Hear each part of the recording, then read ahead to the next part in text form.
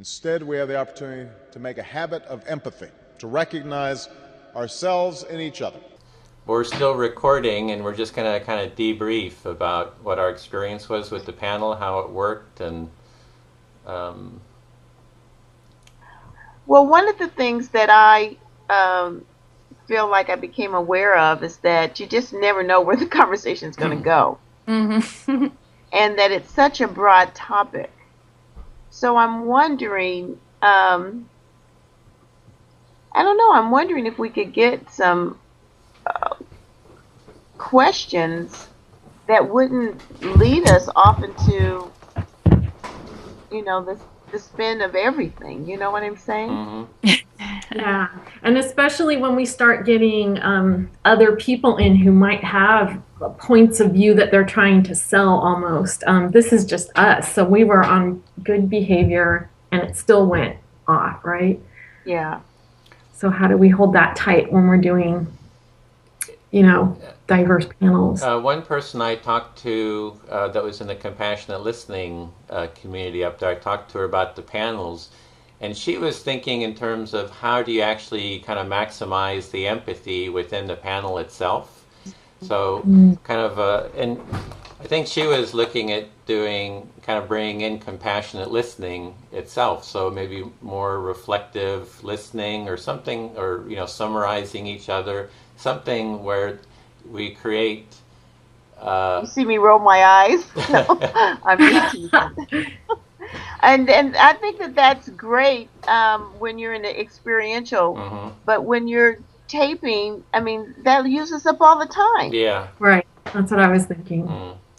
So it's good, if your goal is to show that skill, because I think if you're going to really be trying to teach that skill in the video, but it, in my mind, it takes up too much time.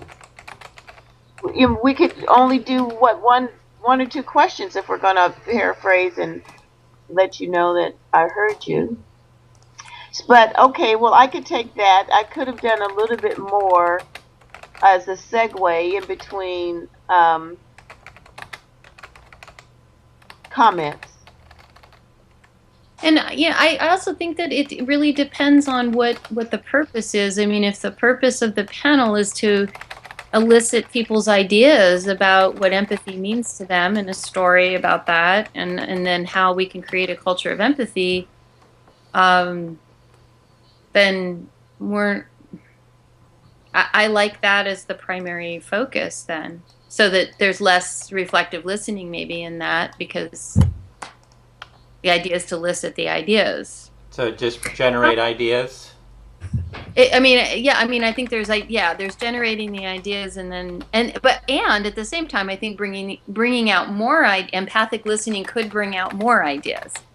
So when someone says something, maybe there could be a follow-up question saying, well, I hear you saying A, B, and C, and I'm wondering if you could say a little bit more about B or A or whatever, or say a little bit more about that, just to kind of combine the two. Did that make sense as a strategy?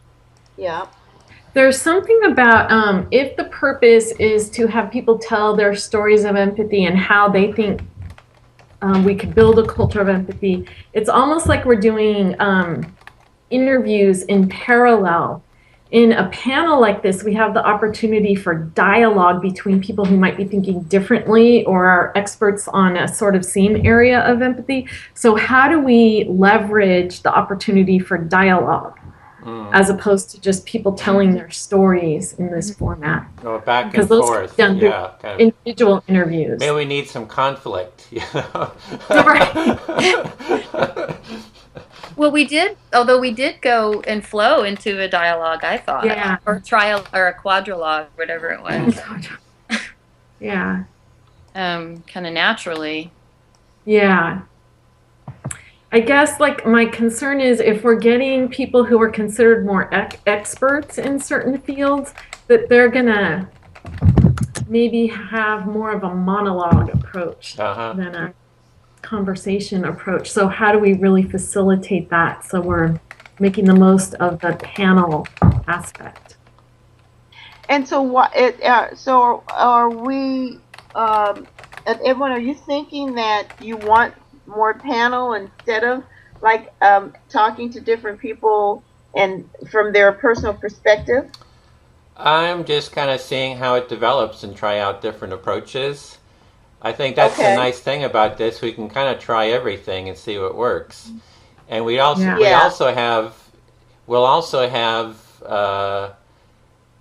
have the audience looking at it, and we'll see the amount of hits it gets, right? So we'll have kind of a feedback loop eventually about what people are what's kind of resonating with them.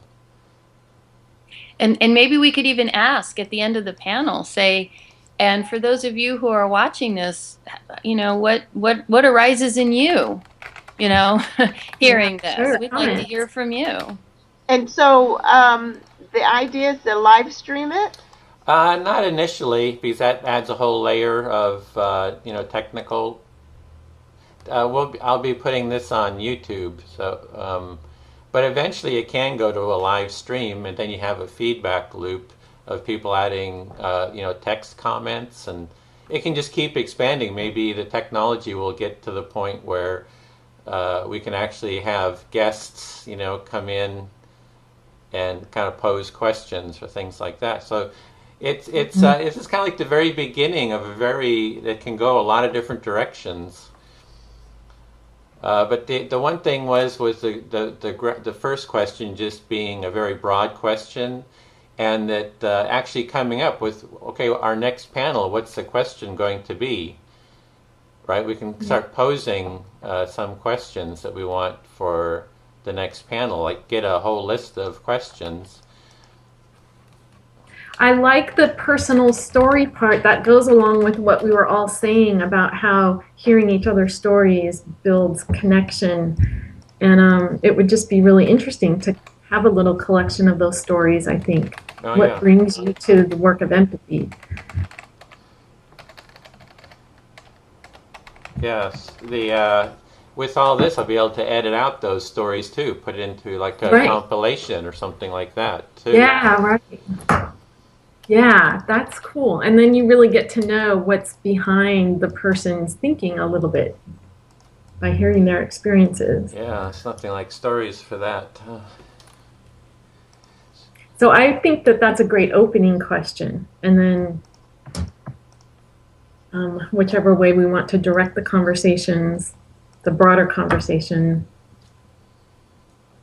So are there questions that came up? Like our next panel, and we can redo this again, or we could move on to the education question. The idea was, how do we nurture, foster, teach empathy in the education system? And that seems to resonate here, since we have several, couple of teachers and workshop leader. And yeah, I think that is a more rich topic. Well, more specific and more tangible. I mean, it's more, it's contained. I think that would be a rich conversation. Right.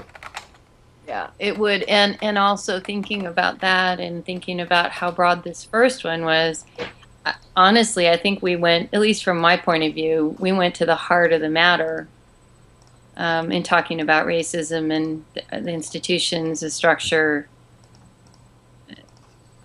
That's going to be part of almost everything else. So I just wanted to throw that out there, that actually I think that was interesting that we did that. I'm glad. I mean, yeah. But and so when we have other topics, we will have other more specific things to talk about. So having the in what we were already just talking about. Well, some of that we brought up a lot of big topics. We could pull those out to do individual panels on. What would some of those topics be? I'm just writing down some possible questions, like that we can start just developing a whole list of. Right. Well, we talked about the economic system. We talked about the political system. Not that structural racism is separate from any of those, but we talked about that. Colonialism, the prison. Mm-hmm. Our justice system, how we... Yeah, justice. Immigration. The environment. Mm-hmm. Education.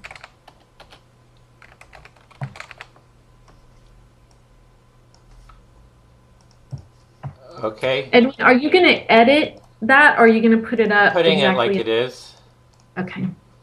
I think it worked well. I think there wasn't even really anything to edit out, you know.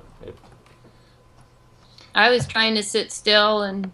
I know. I was trying to be good. Have my body behaviors be polite. And, you know, yeah, I was getting phone calls here. Was that you? Yeah, sorry. That's okay. I mean, what are you going to do? After my last interview with Yari, when I was in my jammies and sick and looking raggedy and moving all around, I'm like, okay, this time I'm getting dressed. Well, you're the Ilene. You've really got the best lighting, the best framing. I mean, kind of what you're doing is kind of the perfection of. You know, Sherry's a little on the dark side, and Mutima is kind of overlit, and I'm kind of like got weird lighting here too. But I'm kind of like exactly kind of where I am right now. I'm wearing black. I'm kind of doing it. I'm kind of intense. That's kind of where I'm at. Yeah, that's how I figure it too. Right now. We're all being real. Yeah. Well, I tried to be a little strategic about where I put the computer, because Edwin's talked about backlighting not being good. So I have windows in front of me, behind me, and to the side of me. So just lighting wise. I'm hiding in my bedroom because my husband's on the phone in the office. I wanted books behind me, but I'm in the bedroom in a place where you can't really see the bed or the Listerine bottle in the bathroom and stuff like that. Oh. And I shut the door so the dog wouldn't come in because I'm sitting on the floor. So we had some questions. It was like how to modify the social system. We had racism, justice system, immigration, environment, education. Other questions? Well, also like inclusion of the 1%. I would love to hear a panel of people who consider themselves to be the 1%. I don't know. Maybe I can go down to Starbucks this afternoon and see what's there. You're not going to find the 1% at Starbucks. I should try to find... There was an article yesterday about why the Occupy Berkeley movement is so relatively silent. And someone went on campus... There. What? There's probably some 1%ers there. Sorry for the interruption. Well, yeah, no, they interviewed a few students at Cal, and just reflecting on how that whole climate in Berkeley has changed, the two women that were interviewed said, we're here going to Cal because we want to be part of the 1%. Right. So you're not seeing the movement there like you might have in the past, right? And it's pretty interesting. Yeah. So go to Cal. Maybe you'll find some of those ladies. Well, no, I mean, where I live, I could go down the street. There's actually this great wine bar. If I'm willing to pay like $15 for a glass of wine, I could probably talk it up with some 1%ers. Right, you're in Danville. So, although I'm curious if they could see them, you know, if they would see them, these, and I want to say it in a way that I don't see them as the other. It's like, which humans consider themselves to be the other? It's I haven't met. Right. So I'm curious how it's being seen here in Danville, and I could certainly go ask those questions. And I would, you know, it's interesting. I was really thinking about our conversation yesterday about 99% versus 1% and where that came from. And I think it's really careful to not turn those things into people or individuals so much as remembering the concept that 99% of the wealth is concentrated here and 1% is here, and the 1% is where the power is. So it's corporations, it's not so much individual people. So it's so the 99%, 1% is actual number is the amount of money, percentage of resources, shall we say, not percentage of people. Of people. Yeah, I like that a lot. Yeah, thank you for that. That helps a lot. It might just be the people that seeing the humanity in people Yeah. because they're people. I can tell you one thing that's likely to be heard is, well, I'm a good resource manager and that's why I'm managing this 1%. If it just got released Right. to the general world, they just I mean, not that that's true, but I could see a human reason why someone would do that. Right, that's what I mean. Like those people who are foreclosed on their houses are just poor financial managers when, that's not what it is at all. I think we really need to be careful about not putting it on people, but yeah, looking at it in distribution terms. Yeah, I was just going to say, I don't know if it's just the people that I hang out with, but a lot of people are bringing that 100% up, that they want full inclusion. And I think that the larger society kind of has a visceral sense of that too. That even though there's all this conflict and demeaning, of different political sides, people have a sense of wanting everyone to be included, and there's a basic underlying empathic value that people have. So. Well, if we're not including 100%, we're replicating the same system we're trying to change. Right. But I heard a statement from some Occupy Oakland organizers that said police are not welcome to participate. If you want to remove your badge and come as a human, you are. So there are no roles in the Occupy movement, only humans? But it's kind of true. I mean, we do need to separate people from the structural roles. Like that is a position of structural power that is responsible for oppression of a lot of people. And so it's going to be really important to keep the humanity where it belongs and the distribution where it belongs, but understanding it's a combination of the two. So can I just say that's the question is, how do we have empathic inclusion of all? It's kind of like what we've been talking about. Would you frame that differently, or? How do we, if we don't include 100% of everyone, we're replicating the same oppressive structure that we're trying to change. But how do we include 100% when some of the people are in structural roles or roles of structural power that create the oppression that we're trying to change?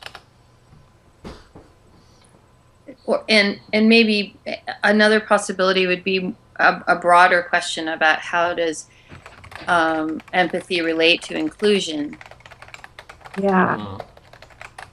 And I didn't bring this into the conversation, but I think it could serve us to talk about, there's some research out around bullying, and that it's often been said that bullies don't have empathy. But what they're finding, especially with girls, is that the girls who are bullies have really high levels of cognitive empathy, and they use their understanding of people's feelings in order to manipulate things so that they always feel included, and it becomes intertwined with popularity. And I think that is really telling for what we see in our political system and who follows along with it. I think it's a really rich conversation to begin to think about how does where does empathy, where is inclusion in empathy, because then it breaks it, it opens the field of human awareness, because basically what I'm understanding about the mirror neurons is that once you're looking in someone's eyes, you're with somebody, that you become empathetic to them.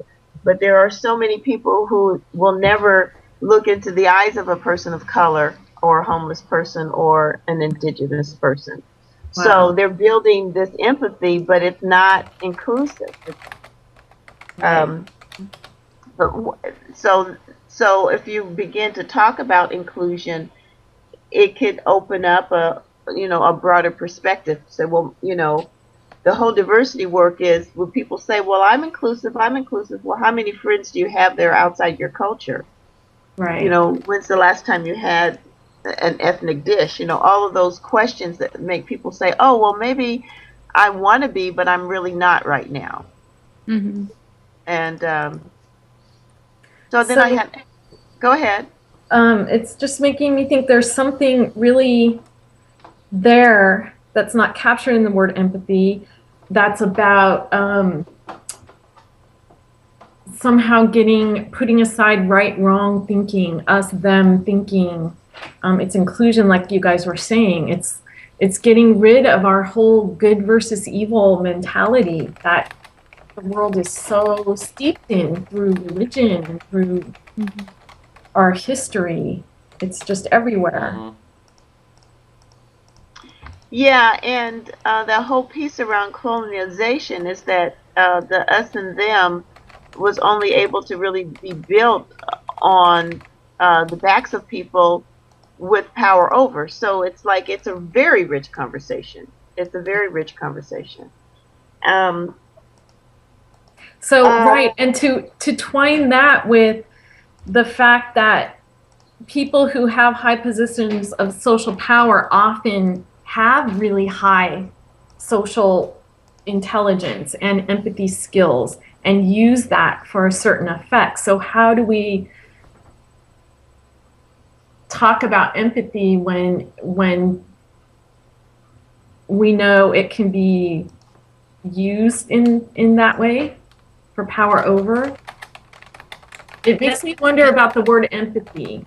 Well, it reminds me of Edwin. Maybe you remember the guy's name in England who did the study about evil. Yeah, Simon Baron Cohen. He wrote the book on the science of evil, and there's something about there's a cognitive piece and there's a affective piece. Mm-hmm. Yeah. And if you don't have both, if you just have the cognitive piece, you can be a psychopath, basically. Yeah, you've got conceptual. You your understanding of it without the affective piece to actually manipulate people. So that's, to me, that I wouldn't call that empathy. I'd call it something else. Right. But it might be interesting to bring that out. Yeah, the study. Positive, I understand that, but that's my understanding of what I heard him saying. So. The study I was reading used the term cognitive empathy for girls who bullied, that they're high in that. And they used the term also that these same girls lacked moral reasoning. So the combination of high cognitive empathy and low moral reasoning led to some of the oppressive actions. Yeah. Wow. Yeah, and they are people who could grow up to get higher in the ranks of certain structures of power in this country, because that it tends to favor people who can do that. Exactly. Well, which is what we're educating our children to be successful. So I guess that scares me to think that the educational system is likely contributing to that kind of behavior in some way that we're not we're not all aware of. Well, I had asked Simon about that question. I had talked to like Franz de Waal, who wrote the book The Age of Empathy, and he had said that, well, empathy can be used for bad. Like the torturer needs to understand how they're affecting someone. The used car salesman uses empathy to manipulate you into buying, a lemon or whatever of a car. And Simon was saying, well, they have that cognitive empathy. They understand. They have the perspective taking, but they don't have the affective empathy. And the affective is knowing how that person would feel when they find out they have a lemon. Actually feeling that quality. Or if they're the torturer, they're not really feeling the pain at a kind of a mirror neuron level. And so for him, he's saying that, empathy is kind of the full having both of those kind of qualities. So it seems like go ahead, Mutima. Sorry. No, that wasn't me. That was Sherry. That's okay. Go ahead. So we might want to bring this to a close. We've been going at it for an hour and a half. I have been recording all this, so this will all go online to our post discussion. So we had several questions. How to nurture empathy in the education system could be our next panel. Another question is how to modify the social system. We had racism, justice system, immigration, environment, education, colonialization were some of the topics. How do we have empathic inclusion for all? How does empathy relate to inclusion? And there were some other, like empathy can be used for power over and other. Maybe with that, Edwin, it's making me think that how we maybe want to be specific about what we're using the word empathy to mean, given the David Brooks article and this thing about cognitive empathy that we've just been talking about. We might want to define it better so that it can't, what we're saying can't be twisted, you know? So what is getting everybody's, maybe even having a working group to really work on a super definition, kind of have a very, of empathy? Yeah, have a very specific definition. That you would ask people to respond to? To create. And also metaphors is kind of fun in terms of, we could actually ask people what their metaphor of empathy is. That's another gateway into it. Yes. Because in terms of the definitions, you know, the academics have it way over kind of the average person because they've been studying it for a long time. They've really created a perspective. But like a metaphor is like a personal story that everybody's story is unique and is an expert at their experience. So I like that a lot. Yeah, me too.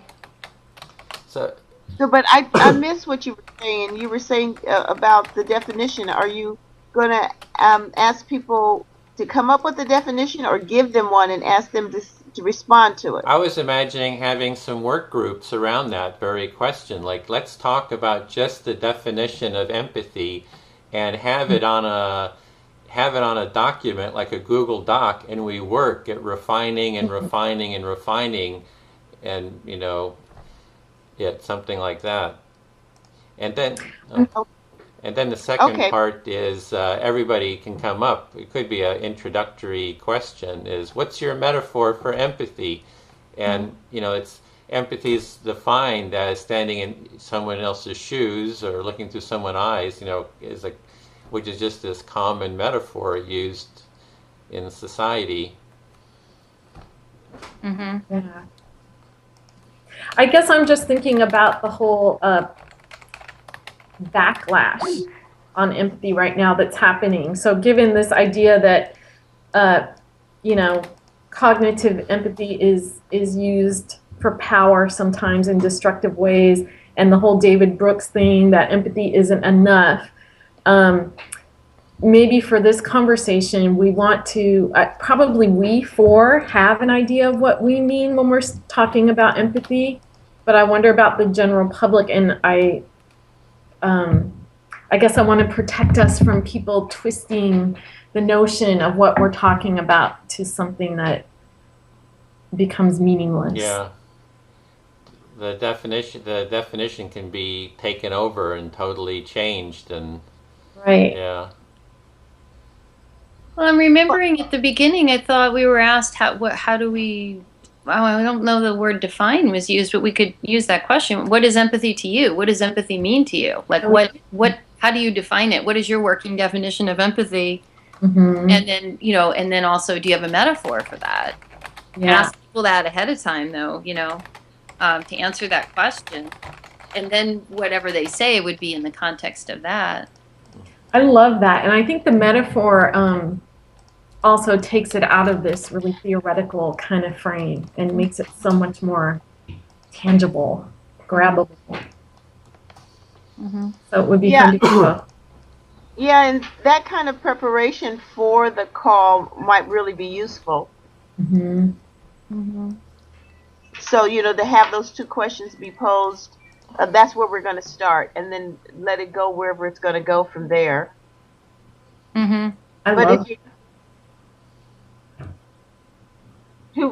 were you saying? I think that's a great idea. I like it. Yeah, it would be, I think it would also perhaps not take it. It might if you're only going to stay an hour. If it's only going to be an hour, and you've got 3 or 4 people, that's really the conversation. Mm-hmm. It wouldn't go all over the place like where we went. Yeah. Mm-hmm. I know. Is anyone going to really spend an hour watching our conversation? Well, what I was going to do now, the next step is to, I'll put this online. Hopefully all the technology is working. And then if we could go through and create a Google Doc to at least create an outline of what we talked about. You know, if everybody is willing to spend that hour and a half going through it, you know, and we create a Google Doc with an outline, that I think having a text version of this is also something that people can kind of view and decide if they want to watch it, or if they can get the essence of it, you know, from text, which you can quickly scan through. So if is that something everyone would be willing to do? Can I make a summary, or Is to review the tape of the when it's online, and then help contribute to creating a document, text-based document. Can you tell me the transcript or- time? Oh, sorry. You go. By when? There's no hurry. I mean, just within. Okay. It's going to take me a couple of days to get it online, so I would say within. That's good. Maybe within a week after that it's up. Would that work? It'll be up maybe in 2 days. And so what's the purpose of the text document? It's that, you know, we'll have, you know, we'll be creating a website that has all these panels, and each panel can have its own web page with at least an outline of what's talked about, so that people can quickly scan through the different panel discussions and have a text outline, and it will help them decide if they want to watch the whole video, or if they just want to scan through, you know, to kind of get the topics that were covered. And it can also be Edwin, what if we did something like picked out keywords, and then is there a way that people could search the panels based on specific keywords, like colonialism, for instance, if that comes up in a bunch of, thank you, Sherry, in several different panels, if they searched on colonialism, they would get results of videos that talked about that?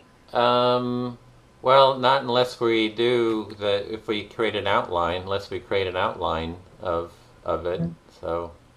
So do you want us to look at our own parts and try to summarize in outline form? Yeah, I'll create a single document, and if you want to look through it and the video, and then kind of help. It doesn't have to be a transcript, you know, word by word, but at least if we have an outline of what we talked about.